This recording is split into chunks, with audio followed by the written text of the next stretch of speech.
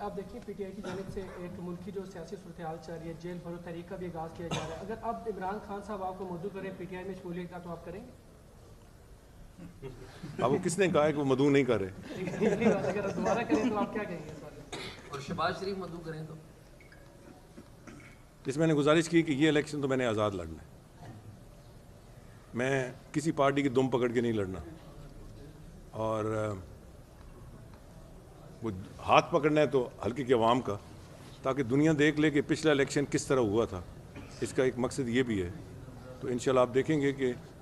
Election جیتنے کے بعد پھر کوئی نہ کوئی راستہ تو اختیار کرنا پڑے گا۔ جی سر، آڈیو لیکس کا اب زمانہ چل رہا ہے سر، اور اس وقت سپریم کورٹ کے ججز کی بھی آڈیو لیک ہو رہی ہے سر، تو سر آپ عدلیہ کو کیا تعمیری مشورہ دیں گے؟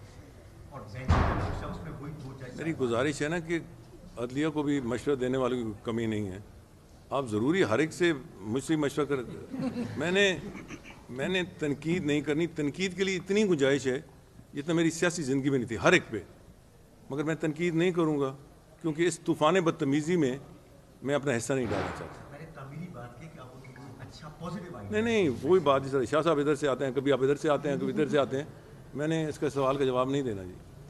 سر، آپ کے میں پاکستان کے اندر کون سی ایسی جماعت ہے جو مستقبل کے اندر پاکستان کو یعنی کہ لیڈ کر سکتی ہے، پاکستان کی جو تباہی کے دانے پہ کھڑا ہے، اس کو نکال سکتی ہے مشکل حالات میں؟ یہ بڑا اچھا سوال ہے، جس دن مجھے میرے ذہن اور ضمیر کو یہ بات اچھی لگی میں اس میں شامل ہو جاؤں گا۔ سر، آپ شامل ہوتے ہیں لیکن میری جماعت کون سی آپ اس کو دیکھ، میں نے گزارش کر رہا ہوں نا کہ جب مجھے سمجھ آ گئی کہ یہ اس پارٹی میں کوئی بہتری کی توقع ہے تو میں اس میں شامل ہو جاؤں گا۔